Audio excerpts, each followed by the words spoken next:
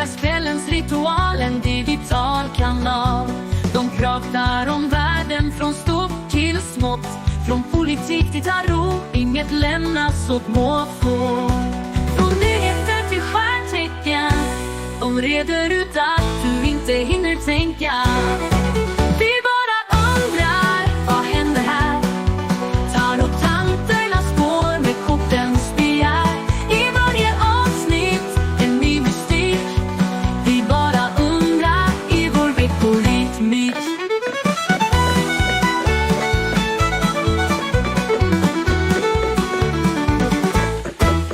Konspirationer och nyhetsflöden, de gräver djupt, följer varje tråd. Med skratt och allvar de delar sin syn. Tarottanterna styr vår kvällsrutin. Vill du hänga med på en skateboardfärd? Det kanske jag kan göra. Det skulle jag vilja se, då filmar jag. Ja, gör det. Du, vi var nere på Folkis. Ja, det var vi. Och träffade en tjej. Mm. Och så fick vi presenter. Mm. Och en del vart ju finare i presenten än andra. Ja, det var en liten födelsedagskaffe för en del av oss. Ja. Födelsedagsbarnet drack inte kaffe. Nej.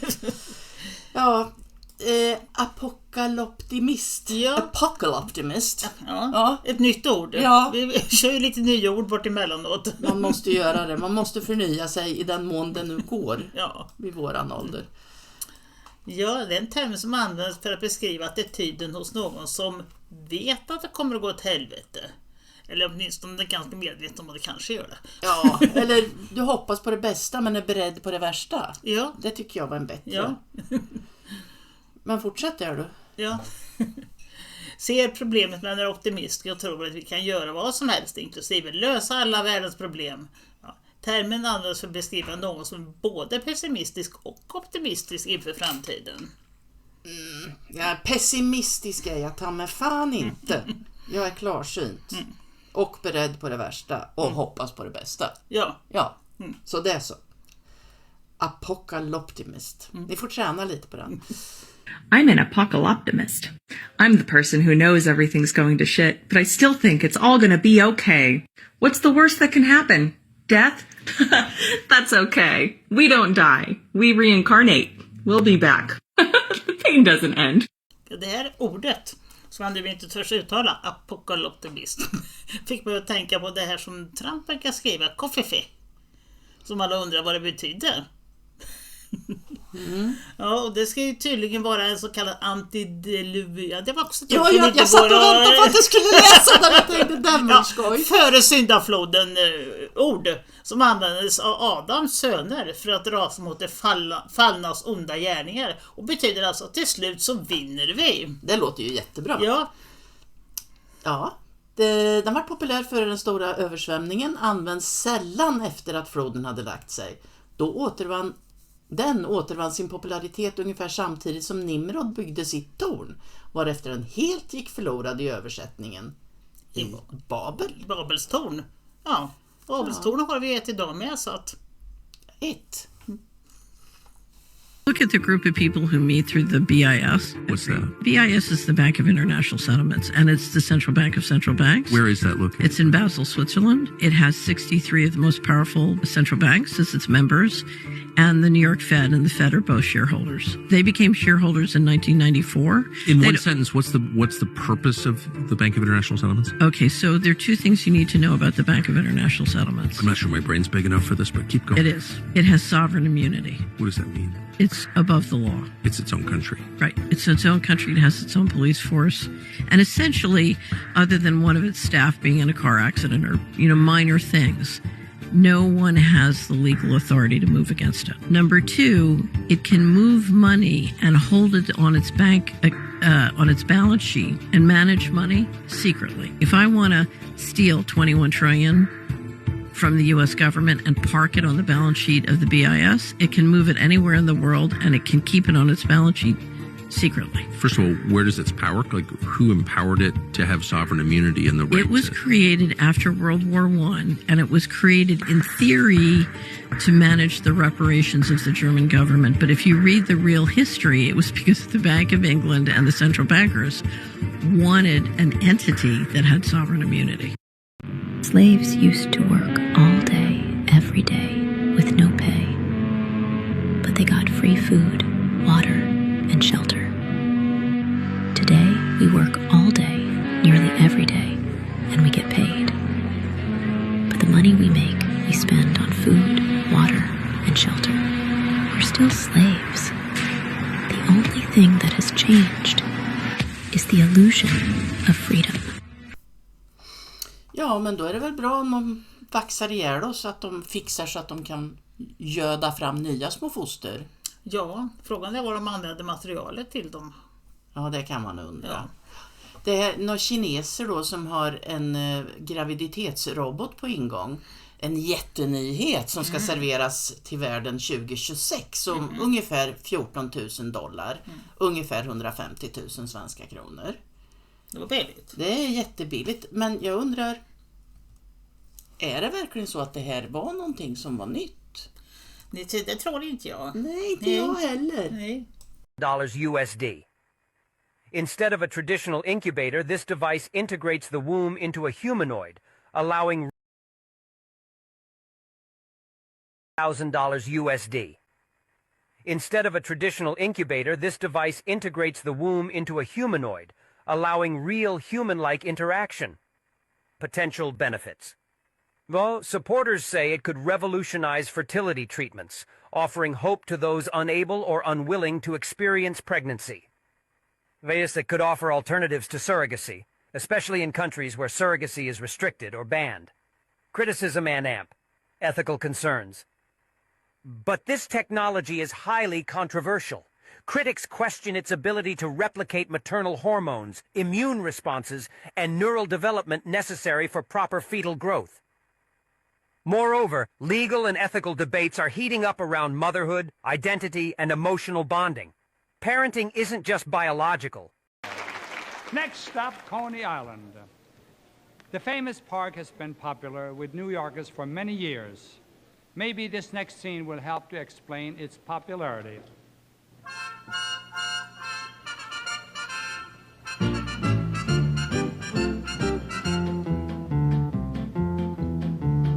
Goodbye, my Coney Island baby. Goodbye. Farewell, my own true love, true love. I'm gonna go away and leave you. So soon. Never to see you any, never gonna see you any. I'm gonna sail to some far distant land, never to return again. Aww. So goodbye, farewell, so long forever. Goodbye, my Coney Island. Goodbye, my Coney Island. Goodbye, my Coney Island babe.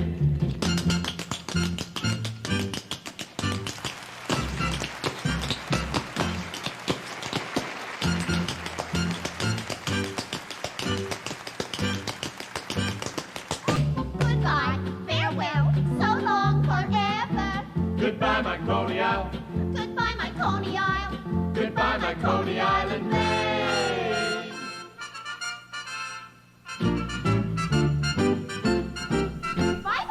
Intressant bild som de har hittat här. Apropå Bobblestone och Fed och pengar och allting. Alltså jag sökte på det där då när det var aktuellt, för den här bilden är ändå en 14 dagar gammal. Ja, det kanske han är. Och jag kom fram till samma slutresultat, vilket jag inte gör idag. Nej. Så det kan vara någon som busar. Ja, det kan men det det var väldigt roligt. Men det var stängt permanent i varje fall. Permanent stängt var det. Jag kommer att tänka på den här som var i Sverige då för 2021. Där det stod Arsenalsgatan 8C, alltså Wallenbergs huvudkontor är det väl. Ja, så står Deep State på den. Va? Ja, men det var nog sant. Ja. En tysk biltillverkare som letar upp kunderna. Om man ska få allting som ingår i bilen så måste man leasa det, hyra det, så får man betala varje månad för att få. Nu börjar det bli som det, vad heter det, bildprogrammet ifrån Adobe. Ja. Nej, annars så kommer man inte åt då för hela prestandan för bilen om man inte betalar varje månad efter att man har köpt den. Ja, men det är en elbil, va? Ja, det vet jag faktiskt. Jo, men det tror jag. Det framgår inte riktigt. Teslas och kinesiska elbilar är billigare, bättre och inte så dumma, står det som slutkommentar. Så det är nog en elbil och då vill man ändå inte ha den, tänker jag. Bara så du vet, han är en professor igen. Som inte har ställt så kraftigt att de temperaturökningar på 100,000-tals år. Det måste vara en jättegammal professor. Ja, han är välbetald ifrån Soros eller någon i alla fall. Underbart. Ja. Du förstår, nu ska vi vänja oss vid akut vattenbrist. Och det här är så sjukt. För den personen som de refererar till här, han är vd för Svenskt Vatten. Och i rubriksbilden där då så står det då att det är kopplat till klimatförändringar. Säger de. Ja, men då är det ju lugnt, för de är ju väldigt långtgående sakta. Ja, men när man går in och tittar på hela artikeln som man har skrivit och pratat om då handlar det om... Är det dålig infrastruktur? Dålig infrastruktur. Är den klimatstyrd? Ja, eftersatt infrastruktur. Alltså klimatförändringar också kan påverka. Och visst, vi har ju klimatförändringar. Det har vi ju. Ja, men såklart. Det har vi ju. Och det är beredskap och ökade regelkrav och gammal infrastruktur. Spruckna vattenrör. Jajamän. Det är som i Karlskoga. Där har vi elledningar som läcker. Ja. Du vet om de träffar på varann. Inte underligt att elen blir dyr. Nej. Men det är lite kul också, för de säger att de har underinvesterat. Och de skulle investera 10 miljarder varje år. Och nu har de inte gjort det, så nu behöver de lägga 560 miljarder. Motsvarande 10% av Sveriges BNP, säger han då. För Carl verkar ju vettig, det är bara det att de har rubriksatt honom fel. Och då kanske de skulle ta och tänka om lite grann här. Vi kan ju börja med de där 20 miljarderna som ska användas, för det är Stockholm som är det värsta. Det är alltid värst i Stockholm. De ska använda 20 miljoner till att fånga in koldioxid. De kan ju börja med de 20 miljarderna. Ja, men det är ju halva jobbet gjort. Ja, i varje fall för 1 eller 2 år. Ja. Danmark har lagt ner det där med att fånga in koldioxid. Vad konstigt. Det som lät som en jättebra idé. Ja. So of course true with COVID, right? We are all only as healthy as our neighbor is on our street, in our city, in our region, in our nation, and globally. And did we solve that? Like, did we actually manage to vaccinate everyone in the world? No. So highlighting water as a global commons and what it means to work together and see it both out of that kind of global commons perspective, but also the self-interest perspective, because it does have that parallel. It's not only important, but it's also important because we haven't managed to solve those problems which had similar attributes. And water is something that people understand. You know, climate change is a bit abstract. Some people understand it really well. Some understand it a bit. Some just don't understand it. Water, every kid knows how important it is to have water. When you're playing football and you're thirsty, you need water. So there's also something about really getting citizen engagement around this and really, in some ways, experimenting with this notion of the common good. Can we actually deliver this time in ways that we have failed miserably other times? And hopefully we won't keep failing on the other things, but anyway. Men då tycker jag de kan börja med att förbjuda all drickatillverkning. Men det går ju inte. Vadå då? Nej, för att de ägs ju av de här inga BlackRock, Nestlé och company. Det är de som vill ha allt vatten. Tänkte inte men, på de det. börjar med att skrämma upp barnen. Vi kan inte vara i naturen och så kan vi inte dricka vatten. Vi kan vara törstiga om ni spelar fotboll. Ja,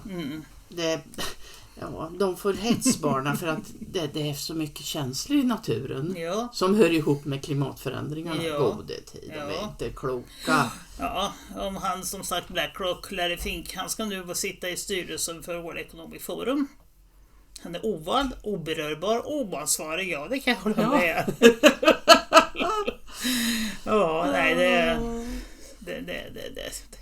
De gör allt nu för att svensken tänkte jag säga, men mänskligheten kanske mer ska vakna till. Masken har glidit av. Globalistmaskineriet gömmer sig inte längre. Nej, det visas upp.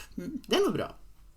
Number 1, Bill Gates has teamed up with Nestle and BlackRock. While everyone was distracted with Diddy and Epstein, they made this deal together where they are buying up all the farmland they can that have aquifers that they can tap into the water and sell it to you. What's insane about this is that the Nestle CEO has said that water is not a basic human right. So there you go. Number 2, he has gotten this product called Appeal approved on organic produce. Appeal is not water soluble. That means that it's not dissolvable. You can't wash it off, okay? You are made up of 70% water. So if it doesn't dissolve in water, if it's not soluble in water, what do you think is going to happen when it's inside of your... Isarna på Arktis smälter inte som de har tänkt sig. Va? Ja, det är inte klokt. Kan det bli så? Vad tokigt. Facebook stängde av Epoch Times förra året för att de sa det att havsisarna inte minskade. Men Epoch Times hade rätt. Till och med The Guardian erkänner det nu. Mark Zuckerberg, du är skyldig en ursäkt. Till alla du censurerar, han är skyldig mer än så tycker jag. Ja. Faktiskt. This glacier is receding. Antarctica ice is melting more quickly than ever. And this has dramatic consequences all over the world, with rising sea levels threatening small island states and coastal areas. It's time to end our addiction to fossil fuels that is accelerating climate change. It's time to bet on guaranteeing through strong political will that temperatures will not rise more than 1.5 degrees at the end of the century.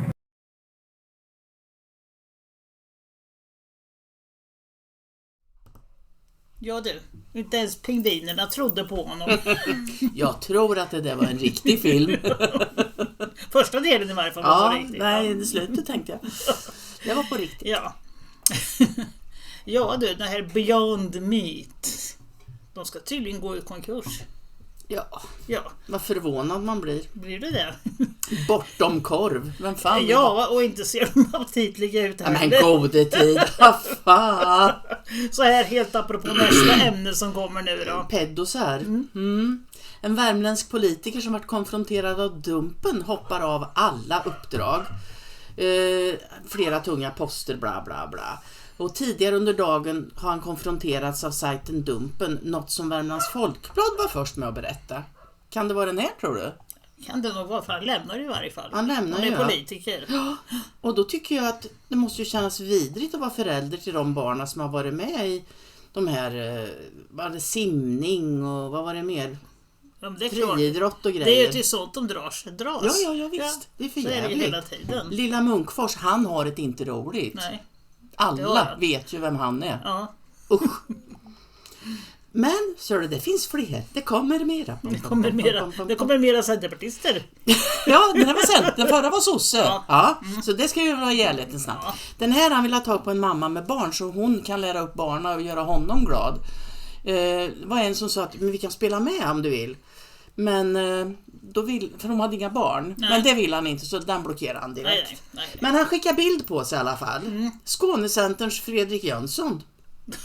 Han var ju öppen och ärlig i varje fall. Han har flyttat från familjen och tagit behandling. Ja, det kan jag förstå. Ja. Och sen har vi någon, vad var han nu? Han var med i... Han satt i facket på Saab. Han satt i facket, ja. Men vilket parti, det vet vi inte det, va? Nej, där har vi inget parti. Där har vi bara lite kanoner. Eller flygplan, eller vad de gör i Linköping. Ja, alltså de inläggen som han har gjort, de är helt jävla vidriga. Jag har inte läst dem, jag orkar jag tror inte med dem, för det var så vidrigt alltså. Men det står i alla fall lite grann där. Han vill klämma lite här och klämma lite där. Och, ja, ni får läsa själva eländet. Alltså det måste ju vara superpinsamt. Och den ena efter den andra efter den tredje. Och sen var det en väldigt lustig rubrik också som någon tidning hade skrivit. Saab-Tops sålde aktier. Konfronterade som Dumpen. Ja, Dumpen brukar höra av sig till de som säljer aktier. Det har jag hört. Så han reagerar på det där. Det var inte riktigt så, va? Hur fick du byggsättarna ihop det? Ja, det kan man undra. Frågan är ju med vem? Ja. Nej, men jag tycker det är ändå lite roligt. Där är han konfronterad. Där är det lite andra ord. Det var det i de förra också. Att det börjar bli lite mer... De gör inte något fult längre. Nej, Dumpen börjar bli mer erkända även i media faktiskt. De har väl fått de ordrarna i media. Men ja, man undrar. Ja, och på Saab så säger de det att han är ett hot mot rikets säkerhet. Ja, det kan man väl väl säga. Han är ett hot mot många säkerhet skulle jag vilja säga. Ja, Bulletin har väl gjort någon karta som inte vi får titta på. Ja, men vi ser ju att bortåt 08 där är allt. Ja. Vi har ing hos oss. Ja, det är snart bra. Är det väl lika fullt här som i ett annat land, Israel. Ja, där går de tätt. Där går de tätt och det är ett fantastiskt inlägg där nere. Ålder är bara ett nummer. Ja, vad säger man? Sen kan man ju också säga apropå rikets säkerhet, apropå Israels rikets säkerhet, när de har en snubbe som jobbar med data och AI Israels nationella cyberdirektion som var i USA för att träffa NSA-anställda och diskutera lite hemligheter. Man passar på att åka till Las Vegas där och dejta lite småtjejer. Ja, men han var bara från att åka hem igen. Ja, men han var barnpedofil i Las Vegas och israeliskt född judisk sionist. Ja. Lång rubrik på en skitstövel. Ja. Och den som släppte honom som fick åka hem, hon var ju också, hade så dubbelt medborgarskap då, jag förstår. Och sen var det en annan här också. Det var också i Israel. Men det fick jag först inte titta. Det var en streamare som kallas för Destiny. Han är väldigt pro-genocide. Han säger det rakt ut alltså, att jag är för det. Jag tycker det här är jättebra. Folkmord är jättebra, säger han. På datorn fick jag inte titta på det. På telefonen så fick jag faktiskt se, så jag har lyssnat på vad han sa. Han säger så, men vi behöver inte lyssna på vad han säger. Nej, vi behöver inte släppa ut de orden. Det finns ingen anledning. Nej. Och så var det lite mer Israel här då. Du vet, vi har ju sett filmer när de sexuellt utnyttjar eller misshandlar palestinska fångar. Och det har ju FN då handeklimatet där. Ja, det ena skämtet större än det andra. Han säger ju att det är så då. Men nu säger de att nej, det är inte sant. Nej. Men filmerna då, som israeliska soldater själva har lagt ut. Men det är en AI då. Ja, förmodligen. Här har vi en till. En sån här människa. Att 50 000 människor har dött i Gaza är nödvändigt, säger Aron Haliva som fram till april 24 var chef för Israels militära underrättelsetjänst. Han har också varit i Las Vegas, som jag tror. Ja, han har läckt i alla fall. Ja. Och det var väl igen där uppe han läckte eftersom det var en ljudinspelning. Ja, nej, jag tycker att för varje person som dödades den 7 oktober, och så vet vi inte vem som dödade vem heller, så måste 50 palestinier dö. Det spelar ingen roll om det är barn, säger han och fortsätter. Vilken underbart logisk man. Jag såg ett inlägg någonstans där de talar om att Karia Kallas, den är ju stjärtbrännsrevisslar om det, eller hennes rollfigur i alla fall. Och det är därför kvinnor inte kan ha höga poster, för de är så känslomässigt störda. Någonting i den branschen skrev den här. Kan jag kallas är känslomässigt störd? Hon är störd på alla sätt. Ja, men det finns en och annan man som inte heller är passad. Och då kan man inte säga att alla män och alla kvinnor kan inte. Nej. Ja, så är det i varje fall. Men så är det Ebba Busch. Hon vill ändra bilden på Israel. För Israel gör hela världen en tjänst. Ebba Busch behöver nog lära sig att vara tyst. Ja, det kan man lugnt säga. Vad hade vi nu? Ja, de lyckades ju. Nu har de ju faktiskt offrat en sån här röd kviga. Eldat upp den. För att det var riktigt offer alltså. Man har gjort lite smyg. Japp. Och jag håller inte alls med Charlie Weimer, kan jag säga. För att han påstår att Sverigedemokraterna står fast. Israel delar våra värderingar, säger Charlie Weimer. Och Alice Teodorescu, hon säger att Israel slåss för våra värderingar de också. Ja, men vilka värderingar de två har det? Jag vet inte, jag delar inte de där värderingarna. Jag har inte de värderingarna att vi ska elda upp kossor bara för nöjes skull. Det är inte min värdering. Inte att vi ska döda barn för nöjes skull heller. Alltså plåga de som lever, det finns väl ingen anledning. Nej. Men Alice kan väl lägga sig på grillen om hon tycker det var viktigt. Det kan man göra, hon kan hålla Charlie Weimer i handen. Och så beyond korv kan de ha då. Ja. Man kan få högt blodtryck för mindre. Det kan man absolut. Och det är mindre också som är högt blodtryck. Ja. De har inte en aning. När jag låg på IVA, då kommer han in, läkaren, och frågar. Och jag kunde inte prata för jag låg i respirator. Så kom han in och frågade: hur länge har du haft högt blodtryck? Och det har jag aldrig haft i hela mitt liv. Och det fick jag skriva. Nej, men då fick jag skriva det på en liten whiteboard. Det var ju knappt jag klarade av att skriva ens en gång, så aldrig. Oj då får vi ta bort den medicinen, säger han. Så jag undrar vad de petar i mig där alltså. Men vad handlar det här om nu då? Tusentals kan leva längre om blodtrycket mäts. Ja, det tycker de. Så de har sänkt riktvärden också. Man känner inte till eftersom symptomen sällan märks. Ja. Jag kan ta... Det är att man rör på sig, andas och pratar. Ja. Då är man sjuk. Då åker blodtrycket upp. Då behöver vi inte medicinera mera. Herregud. Ja, tror om han också har högt blodtryck av Juholt. Ja. Han ligger på luftmadrass. Om man äter korv. Det Eller om man kanske leker med korven. Nej, så skulle man inte få. Men hur du är. Oh, han ligger på luftmadrassen i ett flickrum. Det låter ju nästan åt det hållet lite. Det låter inget bra alltså. För hans möbler, förstår du, de är på en container någonstans i havet. Och jag tänker så här. Eftersom han är så tung så går luften ur madrassen varenda natt. Så han ligger på golvet i princip när han vaknar. Han kanske får högt blodtryck då. Ja, det kanske han får. Det vet man inte. Ditt senaste sms? Nej, det kan du inte få. Varför vill du inte visa ditt senaste sms då? Det är jag tycker jag lätt insedda privata skäl. Ja, vad handlade det om? Ja, han vill inte visa sina sms. Han vill bara läsa alla andras. Det tycker jag är lite fluktarvarning. Ja, absolut.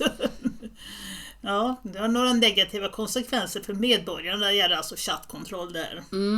Och då ska det vara massövervakning av alla. Alltså även helt oskyldiga människor. För de är ute efter bovarna bara. Får sina privata meddelanden och bilder inskannade. Det handlar om integritetsintrång. En systematisk granskning av privat kommunikation bryter mot rätten till privatliv. Och det möjliggör ju åsiktskontroll.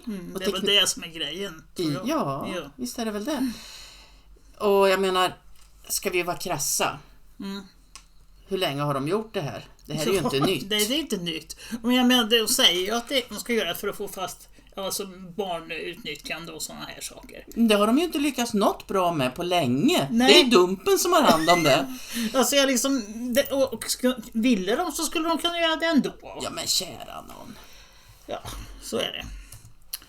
Visste du det här? Det vet inte jag. Nej. Vilket tänker du på? Det som på bilden här. Visste du att hönor käkar 80 fästingar om dagen? De kan äta upp till 80 fästingar om dagen. Det är dags att skaffa höns alltså. Jag hade inte en aning om att de käkade sådana. Jag trodde inte någon var glad åt fästingarna. Jag trodde inte ens fiskarna åt dem. Nej. Så det tycker jag var men du, det kanske ska bli ett litet hönshus då. Ja, jag har ju försökt.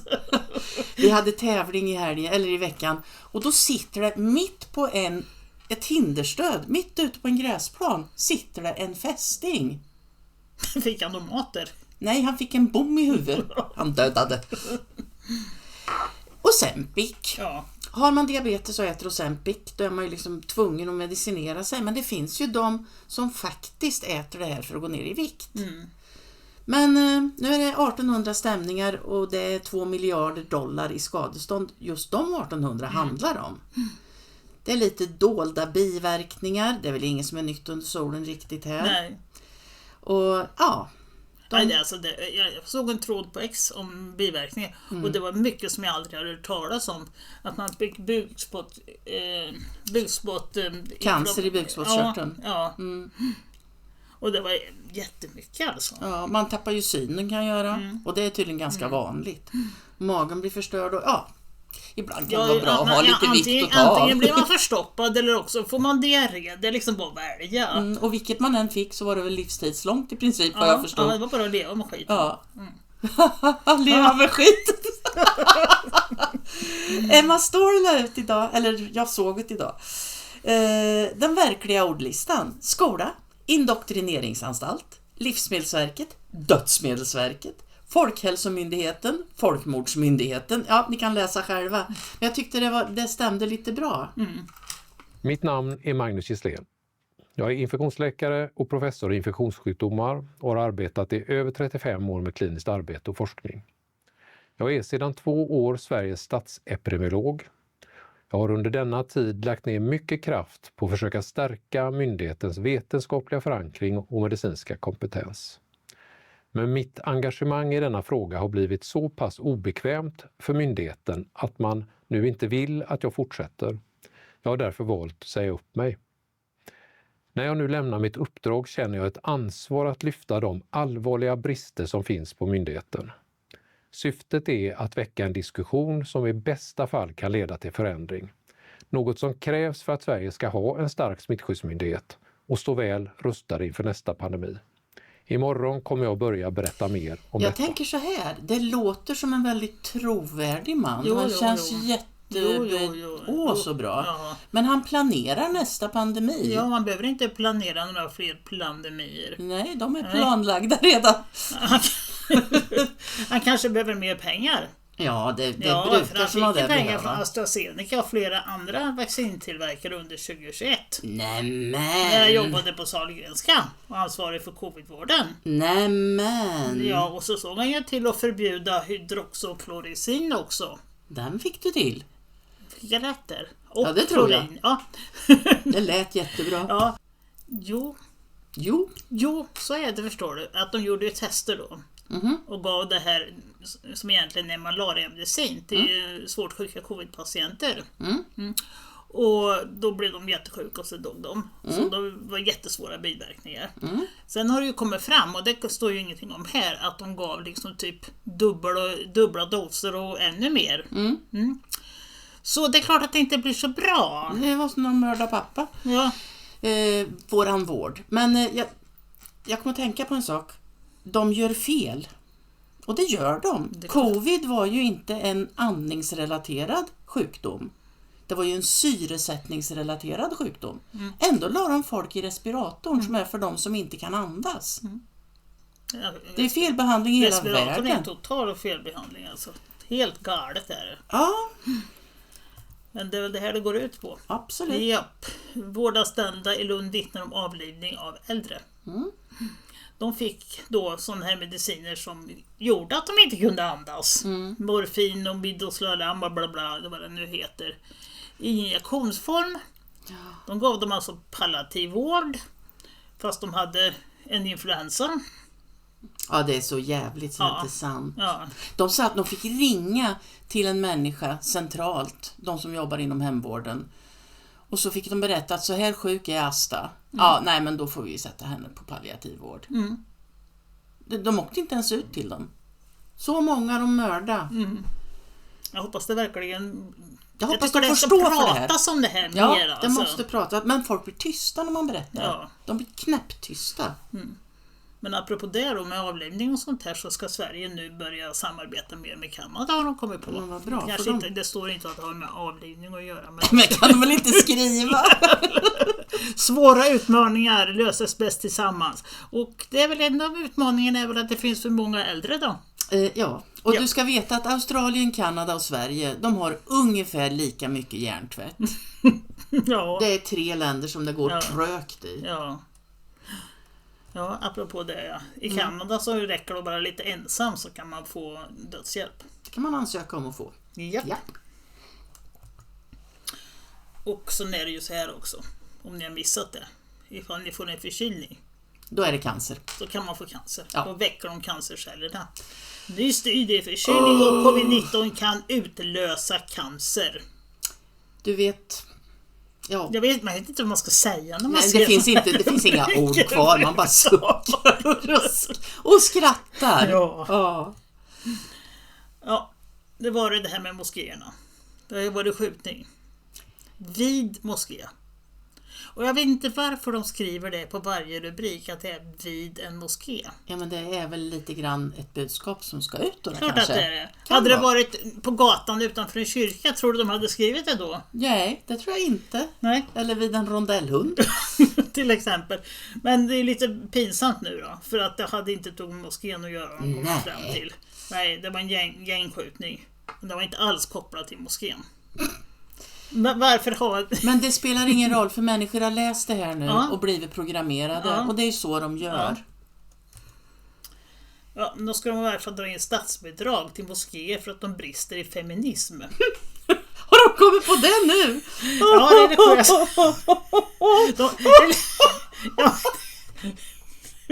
de är inte snabba. Nej, religiösa samfund som har olika regler för kvinnor och män kan bli utan statligt stöd. Den nya lagen som träder i kraft vid årsskiftet riktar sig mot moskéer. För inte kan de rikta sig mot synagoger, inte fast de har precis samma regler i synagoger. Ja, här har du en obildad människa. För mig är allt sånt där tjofs en moské. Nej, de har precis samma regler. Till exempel i Malmö, där det är könsuppdelat. Ja. Men det pratar de inte om. De pratar inte heller om, det pratas ju väldigt mycket om att muslimska kvinnor täcker håret.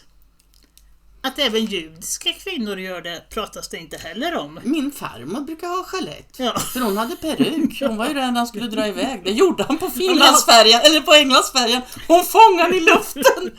Sen var det chalett. Ja, de judiska kvinnorna kan välja då. Antingen har de chalett eller också så har de peruk. Jaha. Ja, de rakar av sig håret, speciellt de gifta judiska kvinnorna. Rakar av sig håret och har peruk. Va? Ja, det är sant. Du kan googla till och med. Det ligger långt utanför min intressesfär, men det var konstigt. Ortodox judisk praxis har könssegregation. De tar det på allvar med specifika inriktningar i skolor bla bla bla och så vidare och så vidare. Så jag menar, det här är inte specifikt för muslimer. Det är inte specifikt för någon. För det är inte så jättelänge sedan jag gick ur Svenska kyrkan. Det var i samband med att de nekar kvinnliga präster. Och jag vill inte vara med i något tvångsansluten till något som inte gynnar en kvinna lika mycket som en man. Så vi har det i Sverige med. Ja. Så det kan jag bara säga, bort med alla bidrag. Ge dem bort till mig. Med alla religioner säger jag. Ja, det tänker jag att det är helt rätt. Fast då tror jag det blir kaos. De måste ha något att tro på. Tror du det? Ja, jag tror det. Jag tror på Robert Lind i Kramfors. Ja, men det är inte det sämsta. Då blir man åtminstone glad. Hosta inte på mig, hosta på han är redan sjuk. Ja, Polla har varit ute igen och skriver lite grann. De ska göra någon sorts logistikcenter. Nu förstår du, i Sverige ska vi ha det. Jaha. För vi är liksom, det måste öka vår avskräckningsförmåga. I Enköping ska det ligga. Passar inte. Sen går det. Enköpingståget. Förstår du, sen går det. Ja, stärka Sveriges säkerhet och bla bla bla bla bla. Vi är i uppmarschområdet till NATOs östra flank, bara så du vet det. Hotet från Ryssland kvarstår och vi behöver stärka vårt nationella kollektiva försvar. Vi kanske inte skulle ha gått med i NATO. Kunde ha varit någonting. Det kunde ha varit något att fundera på. Ja. Polis, potatisgris. Nej, säg inte så. Nej, det får du inte säga. Då kan du bli åtalad. Ja, men det är bara om jag pratar med grisen. Jag tror vi funderade på för några veckor sedan här, vad det är de har sagt som har varit så förolämpande. Ja. Och det här var tydligen en som har sagt. Ja, han hade sagt det flera gånger och var jättespidig. Ja. Och man säger polis, potatismos då? Ja, då kan ju potatisen bli kränkt. Det kan så vara. Och där är stort bråk. Vem älskar Sverige mest? Mellan den nya hon heter Mohammedsson och Åkesson. De bråkar om det, vem som älskar Sverige mest. Ja, gör något vettigt. Nej. Om ni håller på och ägnar er åt det så är vi så tacksamma. Någon annan får ta hand om det som spelar roll. Ja. Nu tänkte jag att vi skulle krypa ner i ett rabbit hole. Och det blev ett par filmer här först. And it started when I read a book by Diana West, who would be good if you interviewed her. And it's this revisionist history of World War II. And you go, well, why would you want to read that? Well, it turns out I think the story we got about World War II is all wrong. Actually. I think that's right. And then I read about FDR, and FDR's right-hand man was a Soviet spy. Certainly was. Right? And therefore... Confirmed. We should have been... One can make the argument we should have sided with Hitler and fought Stalin. Patton said that. So, and maybe there wouldn't have been a Holocaust, right? You know, but Stalin was awful by any metric, and we weren't his ally. The story is that there were a few missing American soldiers at the end of World War II in Russian territory. No. 15 to 20,000 were missing, and we left them there. And then you read about Pearl Harbor. We all sort of know the Pearl Harbor stories now, what we were told. But I dug into that, and you find out we knew to the morning that Pearl Harbor was going to get attacked. Stalin knew it was going to be attacked. He wanted us to take the Japanese off his flank. And FDR's right-hand man was okay with that because he was a Soviet spy, right? Then I read about FDR in the Great Depression. You find out that every single penny he spent trying to help Amity Shlaes, the forgotten man, was spent to buy votes. Every last penny. He was a sociopath. And the only thing he could do was lie. He was a compulsive liar. His inner circle had to constantly cover for his lying. Germans, remember, have been on the National Apology Tour for 80 years, apologizing to everyone in sight for all the terrible, evil things they did and for, quote unquote, starting the Second World War. The truth is the Germans did not start the Second World War. Everything that happened in Germany was a reaction to communism, Bolshevism in Russia, the emergence of Stalin's Russia, and the fear of communism and the mass murder programs in the Soviet Union in the interwar years. The Germans, and they're not the only ones, virtually all the Europeans were horrified by it. But, this is the phony narrative that was created, that this happened exclusively in a vacuum, that Hitler woke up and decided to start a world war. So that's all misleading and fundamentally wrong. The Germans need to put an end to the apology tour. Perhaps they will, because it's gotten them into this position they are now. They are now a nation living on the precipice of poverty and destruction. Det är krigets första offer är sanningen. Ja. Och vad sanningen är, det vet vi inte än. Ingen vet. Nej. Winston Churchill sa väl att han skriver historien så han kontrollerar den. Jajamensan. Ska vi skriva en historia? Ja, vi kanske får göra det. Det är ett medelålders gift par. De är från Stockholm och de längtar efter värmen och så bestämmer de sig för att åka till Kanarieöarna och bo på hotell. Och det här är samma hotell som de var på bröllopsnatten för 20 år sedan. Mannen hade fixat lite längre ledighet och åkte ner en dag i förväg. Och när han checkar in så upptäcker han att hotellet har en dator. Så jag skickar ett mejl till frugan. Tyvärr missar han en liten bokstav i e-postadressen och mejlet hamnar därför hos en prästänka i Jönköping. Apropå moskéer och all religion vi pratar nu. Hon hade precis kommit hem från makens begravning och hon skulle kolla om det hade kommit någon mejl med kondolenser från släkt och vänner. Sonen fann henne avsvimmad där vid datorn och där kunde han också läsa på skärmen: till min älskade hustru. Jag har just kommit fram. Jag vet att du blir förvånad över att höra från mig, men numera har de datorer här och man tillåts skicka e-mail till sina nära och kära. Jag har just checkat in. Allt är förberett för din ankomst imorgon.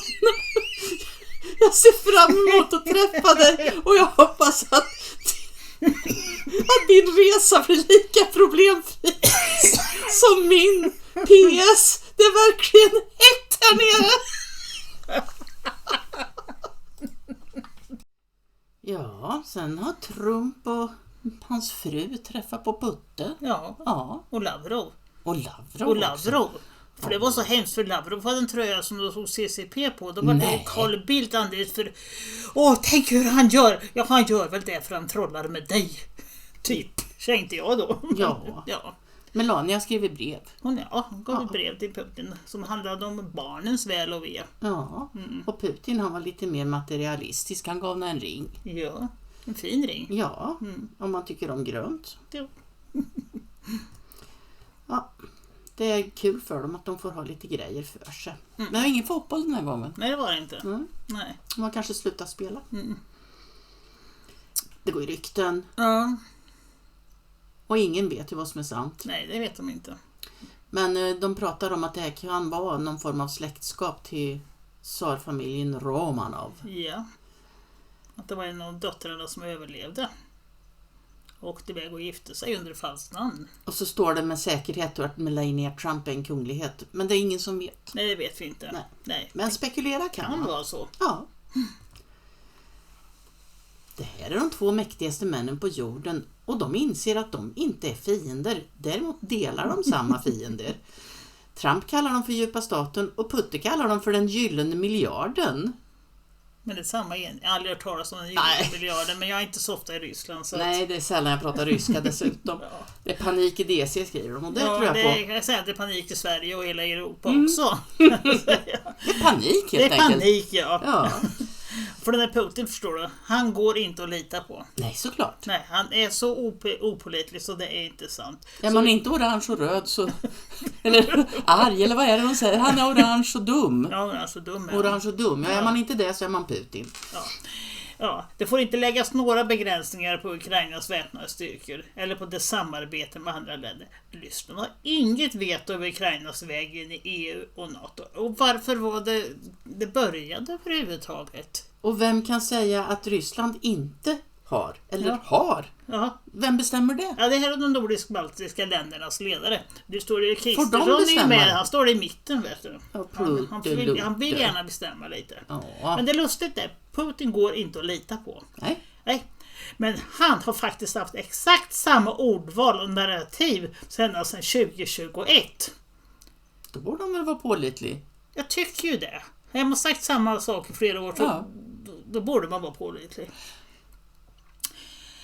Ja, han vill inte ha någon fredsförhandling. Men du förstår att tankesmedjan Atlantic Council, de vet att Putin vill ha hela Ukraina. Då hade han tagit hela Ukraina om det var det han var ute efter.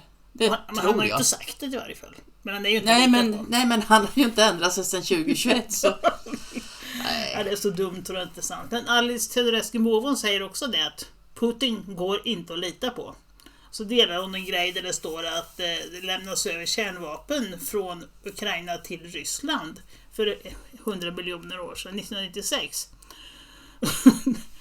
För att de inte skulle bli... Som en garanti för att de aldrig skulle bli invaderade. Ja, och sen så står det... Folk var ju där och kommenterade. Och det var faktiskt Rysslands vapen. De tillhörde det var deras egna vapen? Ja, det var deras egna. Ja, men det var ju snällt att få tillbaka dem då. Ja, det var. Och Ukraina hade ingen nytta av dem, för de kunde inte skjuta upp dem i varje fall, för de hade inte kontroll över det. Och de var väl fulla, så de kan väl inte ha dem som blomvaser heller. Så det var väl ganska naturligt att lämna tillbaka dem då. Ja, Ukraina blev faktiskt självständigt 1991 på villkoret att landet skulle ha en neutral status. Vilket faktiskt så står i Ukrainas självständighetsförklaring. Ja, men de är väl helt neutrala i människohandel, organhandel, narkotikahandel, kemlabb. De är helt neutrala. Ja, de är så neutrala. De ger till alla. Ja. Eller säljer. Och hur var det nu där Minskavtalet, apropå vem det är som är pålitlig? Så faktiskt Angela Merkel erkände att men det var nog inte menat på allvar. Det var bara för att Ukraina skulle få köpa sig tid för att rusta upp militärt. Sysselsätta dem en stund. Inför konfrontationen med Ryssland. Så de hade liksom redan planerat den när det skrevs då 2015. Så vem är inte att lita på? Jag bara undrar. Alice Teodorescu kan vi lita på. Det kan vi absolut lita på. Hon tyckte det var fruktansvärd kontrast att inte Zelensky blev mottagen med röda mattor och alltihopa och vräkiga limousiner och alltihopa. Men skulle Trump åka till Saudiarabien för att ta emot Zelensky? Ja, jag vet inte riktigt. Det är ju kul. Och ha med sig mattan också. Han kanske åkte på... Han kanske flyger. Ja, det är ju roligt med fact-checker liksom. Du, vad skriver du egentligen? Eller vad är det du delar? För de har ju delat det. Ja. Du vet, de får alltså göra en walk of shame om de inte är anställda. Endera är det. Så jävla dum i huvudet kan man inte vara. Ja, inte nog med att han är opålitlig. Han är krigsförbrytare också. Jajamän. Ja, så nu måste EU stöd till Ukraina öka ytterligare. Liksom pressen på Ryssland, säger Morgan Johansson. Du vet, jag tänker bara på han Jipp, vad heter han? Hipp. När han gör den där journalisten som är i krigets någonstans. Ja. De är ett stort skämt allihopa. Det är skammens hälsning. Trump skulle inte stått där, utan polis skulle ha varit där och gripa och fängsla krigsbrottslingen Putin. Men hur är det nu? Är det sant? Är han en krigsbrottsling? Jag vet inte. Det kanske finns delade... Någon gång kanske sanningen om kriget kommer fram. Men det beror på vem som vinner då. Ja, precis. Vem som skriver historien. Han säger i varje fall det, Putin, att om Ryssland hade gjort 10% av vad Israel har gjort i Gaza skulle NATO ha stått på Moskvas gator vid det här laget. Ja. Han säger det att det är inte gays som har stått vid grindarna. Ja, gays. Ja, okej då. Ja. Jag har nyss bytt grind. Ja. Ja, du. Nej, det är ganska larvigt hur de håller på. 0,3% dödade barn i Ukraina-konflikten och 37,7% i Gaza-konflikten. Ja. Så det förstår man ju att det är Putin som är värst. Ja, absolut. Thank you, press. Thank you, press. Thank you, press. Thank you, press. Let's go. Thank you, press. Thank you, press. Thank you, press. Let's go. Come on, guys. Come on, guys. Let's go. Let's go. Thank you, press. Let's go. Thank you, press. Thank you, press. Ja, de är en stjärna till. Pontus Persson. Ja, SD-politiker. Han är i Ukraina och donerar blod. Det var många som undrade vilken sorts blod det var som han donerade, men det var en annan femma. Ära åt Ukraina. Och så är det någon som har skrivit det: heja krig, det sista Ukraina. Det är bara att fylla på med indier, eller hur? Och då är hans kommentar, jag tycker han är helt så fantastisk. Det är såklart bara att ge upp och låta ryssarna utrota den ukrainska kulturen i varje ockuperat område. Han är alltså lite spydig när han skriver det. Och då undrar jag, det här med kulturen i Ukraina, vad står den ukrainska kulturen för? Det du pratade om alldeles nyss. Barnhandel, organhandel och så här. Men det handlar ju om ockuperade områden, det vill säga de områden som är ryska, som är tillhöra Ryssland. Då funderar jag på hur stor skillnad är det på kulturen där och i Ryssland? Det kan man undra. Och dessutom så efter att titta på diverse YouTube-filmer med tjejer som reser runt i Ryssland, så i Ryssland så finns det hur många olika sorters kulturer som helst. Så det är väl väldigt fritt hur man vill ha sin kultur i Ryssland. Ja, och jag tänker det är väl sådana som han som ville bevara den svenska kulturen med julgran och alltihopa det här. Disney på julafton, det är svensk kultur. Ja. Nej, han skulle faktiskt behöva kyla ner sig lite grann. Det är ganska många politiker som behöver kyla ner sig lite grann. Ja, och jag tycker det är så bra att du hittar isbitar som är djupfrysta. Ja, visst är det skitbra. Jag undrar hur de skulle se ut, de där isbitarna, om de inte var djupfrysta. Gode tid. Ja. I Alaska nu då, så fick Putin en bok, eller ska jag säga, av Putin med en massa signaturer på 1000 krigsfångar som de har i Ryssland som vill komma hem, men som Zelensky inte vill ha tillbaka.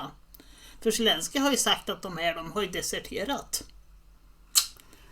Vilket gör att han sparar en del pengar om de har deserterat. Och de vill komma hem? De vill komma hem, ja. De här som har deserterat? Ja. Jag skulle ju inte tro att de har deserterat om det är så att de vill komma hem. Nej, de inte har deserterat. För hade de deserterat och åkt hem, då är de ju arkebuserade. Titta vad ord jag kan.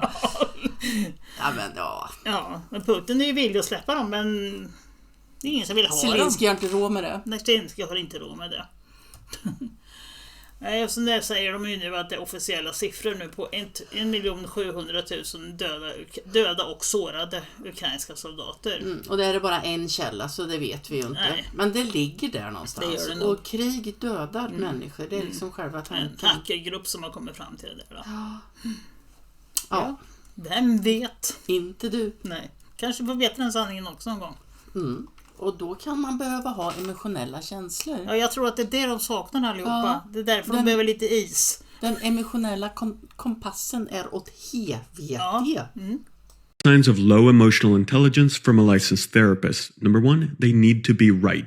In every conversation, their opinion has to win. They can't handle being wrong, even when it's obvious. Their ego overrides reality and it ruins any chance of honest connection. Number 2, they can't take feedback. Even gentle criticism feels like a full-on attack. Instead of reflecting, they get defensive, shut down, or blame you for being too sensitive. Feedback rattles their entire self-image. Number 3, they're highly reactive. They don't pause, they explode. Low EQ means they act on impulse. Whatever they feel, they say or do immediately. It's not passion, it's poor self-control. And it creates tension wherever they go. Number 4, they don't apologize, or it's insincere. They rush through it, avoid accountability, or say, I'm sorry you feel that way. It's performative. A real apology means owning the damage that was caused, not just trying to end the conversation. Number 5, they constantly cross boundaries. They say something hurtful, joke at your expense, or invade your space, and then act surprised when you're upset. Instead of owning the impact, they blame you for overreacting. Emotional intelligence means knowing where the line is and actually respecting it. Number 6, they make every conversation about them. You share something vulnerable and somehow it becomes their story. They interrupt, compare, or shift the focus back to themselves. They're not actually listening, they're waiting for their turn to talk. Kommer de marscherande? De är på väg till farbror Trump. Ja, det är de. Men han vill inte träffa dem på tu man hand. Vad kan det bero på? Ja, han har väl bra smak. Men jag kan tänka mig att han hade diverse tankar när de landade in där vid Vita huset. Kan det säkert vara. Tror han tänkte. Okay, let's see who arrives now. This guy, they say he's the president of Finland, looking like the captain of a cruise ship. We need to get him a captain's hat later on. Okay, who the fuck is this guy? These Europeans all look like accountants. Yes, sir. I come to do your taxes. Okay, thank you, sir. The British Prime Minister, they say this guy is gay. I don't know if that's true or not. I just think he's a dork. Hey, this guy is definitely gay, and his wife is a man, and she beats him. Well, poor guy. Georgia Maloney. I love her. I told her and Elon that if they ever have a kid, they better name him Eloni Maloney. Ursula. I like that she calls me daddy. They all should when you think about it. Good day. I come to see my American daddy. Yes, thank you very much. Tror du det var han som tänkte högt där? Det tror jag säkert. Han visar tavlan i varje fall. Jaha, han får hetsningarna. Från den där dagen när han blev skjuten. Ja. Och man kan undra varför visade den tavlan för dem. Ja, han hade väl slut på Beyond Sausage. Ja, kanske det. Alla ledarna såg ut som de hade sett ett spöke. Så kan det ju vara, de kanske var involverade i det försöket. Jag vet Trumpen som försökte döda honom. Ja, sånt vet man ju inte. Sånt vet man ju inte. Nej. Man kan undra. Man kan undra. Och när de satt där på kontoret, undrar vad de tänkte. Ja. Melania behövde lite kok. Ja, och jag känner mig värdelös, säger Ursula. Ja. Och så ville han där Mers, han ville krig. Och Macron, han undrar vad frugan slog han. Ja. Och han finnen, han ska bli... Rusk och Tusk, jag kommer inte ihåg vad han heter. Han ska måla en karta. Ja. Ge mig pengar, tänker Zelensky. Ja, det är väl det enda han tänker. Ja. Och Ruttan undrar vad han gör där. Ja, det kan man undra. Och Ursula har varit sagd att hon skulle lämna rummet under multilaterala snack med Trumps Washington-möte. Hon är inte en ledare eller ens ett valt huvud av staten. Vad säger man? Statsöverhuvud. Men undrar jag, Rutte, fick han vara kvar? Jag vet inte. Ja, men han är väl inte vald heller? Han är ingen av de där som är vald. Nej, för sig, men låtsas vald en del då. Ja, jag vet inte. Men jag tycker inte, han har inte mer att göra där än Ursula. Nej. Ja. Ursula, hon börjar snacka om barn hon. Ja. Och hon snackar väl om barnen som hon påstår att Putin har tagit. Men Trump har tyckt att vi inte är det vi är här för. Vi är här och ska prata om annat. Det kanske var därför de fick åka ut. Prata om fel saker. Ja, det är inte lätt. Hon är duska. Ja, men Trumpen pratade i varje fall om att hon är en väldigt... Nu hyllar han henne här att hon säger att hon är väldigt respekterad. Högt respekterad? Ja, högt respekterad. Av vem då? Jag vet inte. Och han skriver då om det här världsomspännande problemet med försvunna barn. Och jag tror inte att Trump och Ursula pratar om samma barn. Eller men det tror inte jag heller. Nej, det tror jag inte. Att då Trump mer är inne på samma linje som RFK när det gäller försvunna barn. Ja, rimligen. Ja. De är ju samma regering, så det borde de väl vara. Det här är ju det är grymma siffror. Ja. Ungefär 300 000 migrantbarn när de tappar bort under Biden-administrationen. Och de har liksom lämnat över dem slumpmässigt till vuxna. Nej, fy fan. Ja. Och de nya rapporten bevisar nu att han, RFK, han har talat i sanning. Han fick väl något skit för att han sa det här. Han har fått skit för så mycket. Ja, jag hoppas att han visar sig vara den som jag hoppas att han är. Jag har en sån här kongressledamot. Det var han är. Erik Burleson. Han säger att han och Anna Paulina Luna har träffat visselblåsare från UAP som berättar för dem om aktivitet som sker under havet. Han har hört talas om strukturer i djupa havet som påminner om James Camerons film The Abyss. Som jag har sett för 100 miljoner år sedan. Nej, Jag kommer ihåg vad den jag handlar har om. inte Men... sett. Nej, jag har inte sett den. Det finns väl ett och annat i havet. Det gör det Det säkert. skulle jag tro finns väldigt mycket. I våran lilla sjö så har jag en kompis som körde tidig post. Eller tidning körde hon. Så hon såg ett flygande objekt som bara susade förbi henne och så ner vid Degernäs i vattnet och försvann. Och där är det lång grund. Men det bara försvann. Så det finns massor. Och det är inget hav. Nej, det är absolut inte. Vi visar ju filmer på ett par aliensar. Förra veckan var det väl. Där har vi en till, den så kallade J-Rod. Som faktiskt fick vara med på några möten. De gick och köpte kort och byxor åt. Och där satt han vid konferensbordet. Ja, det säger en före detta maskiningenjör inom marinen. Datum med tidsstämpel finns det där uppe som faktiskt knappt inte går att läsa. Men... Ja. 96 kanske? Ja. 11 oktober, eller... Ja, är de andra äkta så är väl han också äkta. Ja, men Jairod har man hört talas om, men... Ja du, vad mycket det finns som vi inte har fått lära oss riktigt än. Och sen har vi 3 i Atlas. Dess produktion av sitt eget ljus. Ja, det är rätt bra ljus på den. Ja. Det är... vad heter han nu då? Cliff High. Han säger att...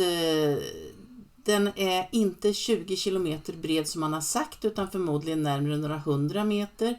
Det är inget moderskepp. Den har vi ljus motsvarande 10 gigawatt. 10 kärnkraftverk. Så de har gott om energi på det där skeppet. Eller vad det nu är för någonting. Vad det nu är, precis. Jag saknar ordet. Ja, det är så mycket om det här nu så. Ja, det är helt otroligt. Det är spännande i alla fall. Ja. Är det någon som inte avger någon ljud? Sen har vi en svart måne. Och den närmar sig tydligen. Och de här gamla kulturerna såg alltid det som ett dåligt omen. Kan man säga så? Och en svart måne stiger upp den här månaden. De kallar den varning för kaos. Och det ser vi kanske lite worldwide. Det är ingen slump. Nu undrar jag en sak. Jaha. Ja, är den framme på dagen eller på natten? För på det natten, vet man inte, för den lyser inte. På natten kan man ju inte se den i varje fall. Nej, den bilden verkar ju vara tagen, det är säkert photoshoppad, men den verkar ju vara tagen i någon form av skymning, gryning. Ja. I learned that what they are pretending is scientific research is actually directed energy weapons platforms. One of the more concerning ones contemporarily would be things like voice-to-skull technology. Voice-to-skull technology would be the ability to have what I call intrusive thoughts, a voice in your head. Like imagine if I had a microphone and I could transmit, but the receiver was in your head. So now if I had the ability to mimic your voice and deliver that to you, I can now start putting my thoughts into your head. How often is this happening? I'm concerned that it's been an ongoing activity for a couple of decades now to the general population of this planet. I think that the Neuralink is a distraction and it gives the false pretense that you need some sort of hardware installed to make that connection.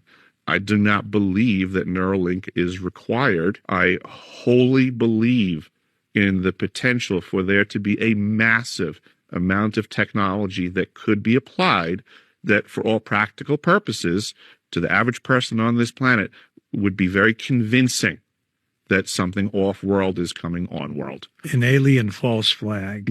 Do you believe that could happen? Absolutely. I think it's going to happen probably pretty soon. It'll be similar to when 9/11 got us the Patriot Act. We lost a lot of rights when 9/11 occurred. We sure did. Astrobiologer gissar att jorden själv kan vara en intelligent varelse. Ja. Varför inte? Hur dum i huvudet är ni? Det är klart det är. Solen är äldre än jorden. Men vattnet på jorden är äldre än solen.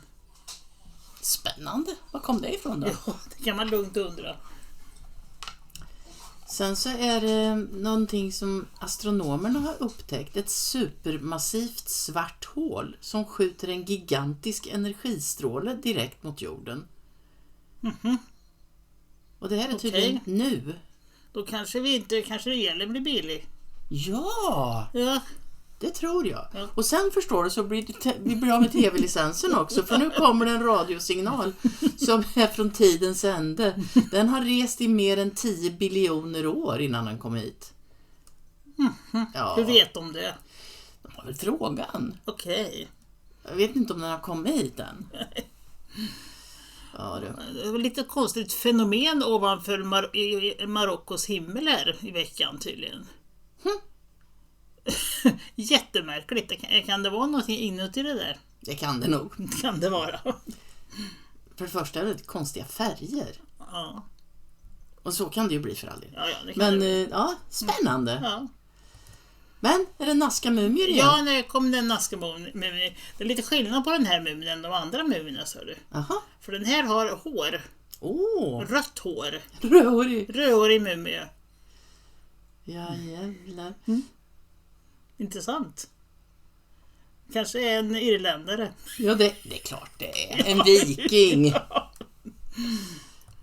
Ja, det är lite effekt när man ska peka finger när man har dubbla uppsättningar. Nej men du, jag fick inte ihop det. Nej. Men hur har det blivit? Hur har det blivit? Han har en liten jättegen i sig kanske. Ja, det kan han ha. Ja, men det är lite effektfullt alltså. Ja, verkligen. 2 fingrar, det är bara att peka med ett där inte. 4 skulle jag vilja påstå att han pekar med. Ja, men du förstår. Vad lattjo. Svårt att få tag i fingervantar. Ja. Får sticka själv. Och så när de kommer fram till nu, William Tompkins. Han antyder att utomjordingarna då släpper ut gaser som dummar ner oss. Och det där har vi hört om förut. Det pratar ju urbefolkningen i Sydamerika om. Att de blir besprutade för att dummas ner. Ja, fast jag tror inte att det är några utomjordingar. Jag vet inte. Det kanske är så. Ja, vem vet? Ingen vet. Ingen vet. Ja, det var de med svärerna som far kring igen. Det är bara svär och svär. Ja, det är det fler som... Det var det nätverket av såna här som i den här boken. Jag har inte hunnit börja läsa det, men jag ska göra det. De är här och kartlägger på spaningsuppdrag före invasionen av utomjordiskt slagfält. Jag vet inte om jag tror på det där. Ja, men han pratar om en gyllene dome. Ja. Att de är och spånar, det tror jag, men jag vet inte om det ska bli ett utomjordiskt slagfält. Det låter lite mycket. Ja. Men nu i varje fall så är de ju inte bara i Sydamerika längre, utan nu får de omkring i Ryssland också. Ja, det är så mycket spännande. Det var sista här nu var från Ryssland. Ja. Vi fick ju en film ifrån en tjej som heter, jag tror det är en tjej ska man väl säga, Anna Mila 7094 på YouTube i en kommentar. Så den kör vi in nu efter det här. When we started researching the central part of the sphere, we began to realize that there are certain cracks and that there was something inside those cracks. And we got 6 milligrams of samples from the sphere, which we put under an electron microscope. And what we saw was motivating. We discovered the following. What you're witnessing right here. Fiber optics at different diameters. But if there's different diameters on each fiber, then each one has its own function. Everything from communication to satellite communication as well. If there's any doubt that these are fiber optics, then we took the fiber optic to the electron microscope and we measured the diameter of the fiber optics and the composition. And the composition talks about oxalate, silicate, and zinc. We also saw a coating that enveloped the metal. It was like a polymer coating, and it's made of carbon, nitrogen, and oxygen. So the fiber optics, what's inside the fiber optics, is nothing new. It goes hand in hand with what we know about fiber optics, and it's present within the Buga sphere. Ja, ska de övervaka oss så är det klart de måste ha fiberoptik. Självklart. Tack så mycket för länken, jätteintressant, tack. Det pratade jag om för ett par veckor sedan när det var om att man hade hittat ett kärnkraftverk som var 1,8 miljarder år gammalt eller vad? Ja, det var väldigt gammalt. Det var väldigt gammalt. Och det där knyter jag an till det där Silurian-hypotesen som säger att vi har haft avancerade civilisationer, väldigt tekniskt avancerade civilisationer här för både miljoner och miljarder år sedan. Och allting har ju blivit förstört så vi kan inte hitta det. Det är ju en hypotes det här. Men det skulle ju inte förvåna mig. Då menar jag inte Sumerien och Babylonien utan det är ju mycket längre tillbaka. Jag tycker det är en intressant tanke faktiskt. Ja, den är väl inte långsökt ens en gång. En civilisation som gått förlorad i tiden. Och det är till och med hypotes Silurian undersökt av NASAs klimatolog. Ja, det sänker ju alltihopa en aning faktiskt. Men det kan ju finnas guldkorn även på NASA. Ja, men där har de alltså kommit fram till att för 120 miljoner år sedan så fick de liksom en liten spik upp, vad ska jag säga, ökning av industrimetaller. Av vanadin, krom, vad det står, nickel och vulkan. Kan det vara ett fingeravtryck av en civilisation som går förlorad? Ingen vulkan. Det var alltså ingen vulkan. Ingen asteroid. Nej. Ingen definitiv naturlig orsak. Nej. Jag har fel glasögon på mig. Ja. Du har de som du har för syns skull. Ja. Kan det vara fingeravtrycket av en civilisation som har gått förlorad i den djupa tiden, den djupa staten och den djupa tiden? Nu är vi djupa. Ja. Nej men varför inte? Då kan man ju undra om den hade någon funktion. Ja, det var ju liksom den som skulle ha stått på Stora Valla, det är fotbollen du vet. En gigantisk sfärstruktur. Ja. Så de hittade i Libyens desert. Öken, ja. Och det var miljoner år gammal. Jaha. Häftigt. Ja, det kanske var ett teleskop eller vad som helst. Ja. Apropå klot. Costa Rica har de hittat en massa runda stenklot. Handsnidade stenkulor. Ja. Och vet inte varför, vad de gör för nytta eller någonting. De flesta var gömda. Med flit. Med flit till och med. Och här visar de då området där de hittade dem. Alltså. Det är ett ganska stort område. Vissa är bara några centimeter och andra 2 meter breda. Och nästan perfekta. Jättekonstigt. Intressant. Ja, det är intressant. Ja. Dikus-folket som högg ut dem där. Då måste jag bara få säga, hur i hela havet vet man det? Ja, det vet inte jag. Ja, men du kan ju står inte det bara. Ja, jag ser det. Men man kan ju inte tidsbestämma en sten. Nej. Det går inte. Nej, de måste ha tidsbestämt materialet runt om eller något sånt där. Ja, spännande. Granodiorit. Ja. Ingen jag känner igen. Ja. De har varit flyttade i en djungel i varje fall. Flytta på dem. Ja. Några uppställda i rader, andra i trianglar eller kluster som speglar natthimlen. Där kan vi nog börja snacka. En grupp liknar Orions bälte, en annan överensstämmer med vintersolståndets soluppgång. Är det kosmologiska markörer, territoriella gränser, symboler för de döda? Jag tänker att det hänger ihop med, jag menar, pyramiderna står som i Orions bälte med en precision som är enorm. Jag tror det har med planeterna att göra. Gör det säkert. Sen förstår jag inte varför, men... Nej, det kan man lugnt fråga sig. Det är min känsla. Här har vi några jättestora som håller på att plocka upp. Aha. Ja, det är ganska häftigt faktiskt. Ja, verkligen. Aslan! Aslan vill för övrigt inte vara med på bild. Nej, du drar han ur bild. Hej gubben! Ja, nu var det nog färdigt här. Ja, nu är det färdigt. Ja. Nu går jag så. Han gick. Han gav upp. Så, katten borta. Korten framme. Ja, så är det. Så är det. Var tog han vägen? Han äter. Han äter. Fick du Beyond korv? Ja, det fick han. Det såg ut så ungefär i varje fall. Stackarn. Vi har vid undring till universum.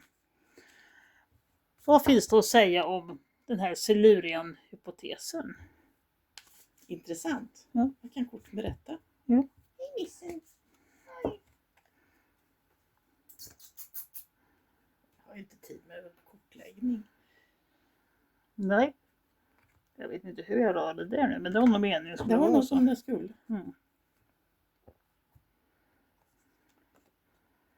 4 i mynt. 7 i mynt.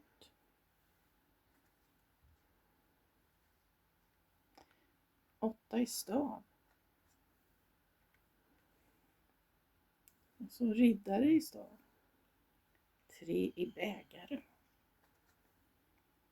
6 i bägare. Och påven. Ja. Vad ska vi säga om det här? Det är någon som sitter där och håller i som bara den. Informationen ska inte komma ut. Nej, och den handlar ju om jord, materiella saker. Så att det är lite intressant att det faktiskt... Det är en teori som man har byggt på. Som man bygger på. Det har varit fantastiskt många varianter. Ja. Det har hänt många gånger, många saker. Ja. Vad vill han förmedla då? När det sker så går det fort. Ja. Vad kan han vilja säga? Partytime vill han att det ska bli i alla fall. Det kanske är så att det ligger lite grann i det här och att vi får små portioner så här. I en kontakt med det högre. Det kan nog behövas.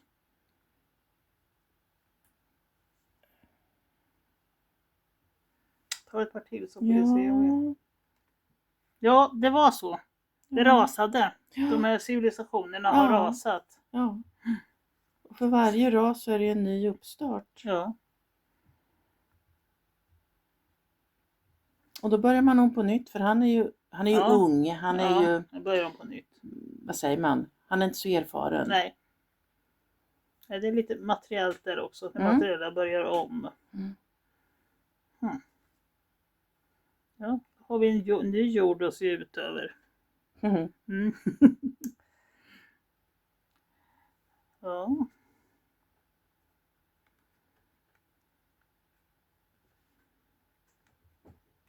Jo, men jag får känslan att det ligger någonting i det här. Någonting i det, ja, absolut.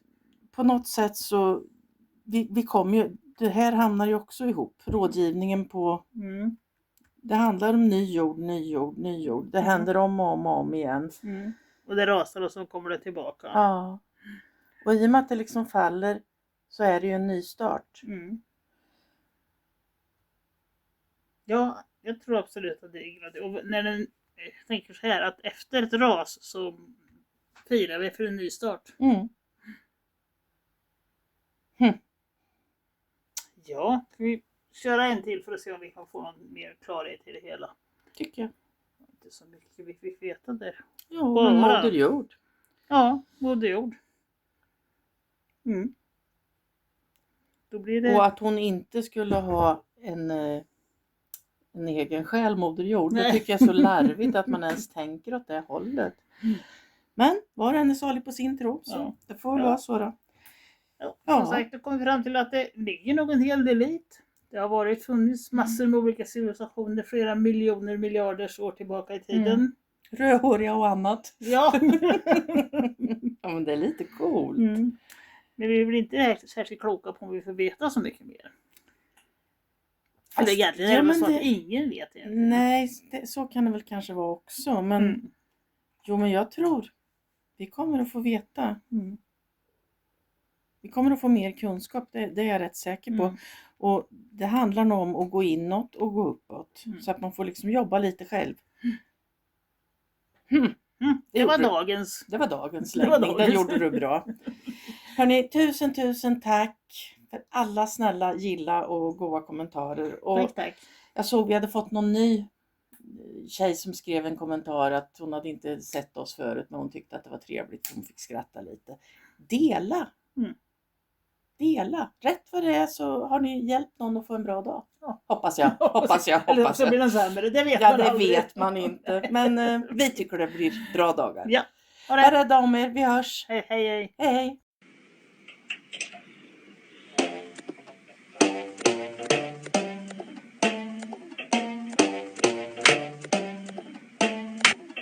Y'all know me, still the same OG, but I've been low key, hated on by most these niggas with no cheese, no deals and no G's.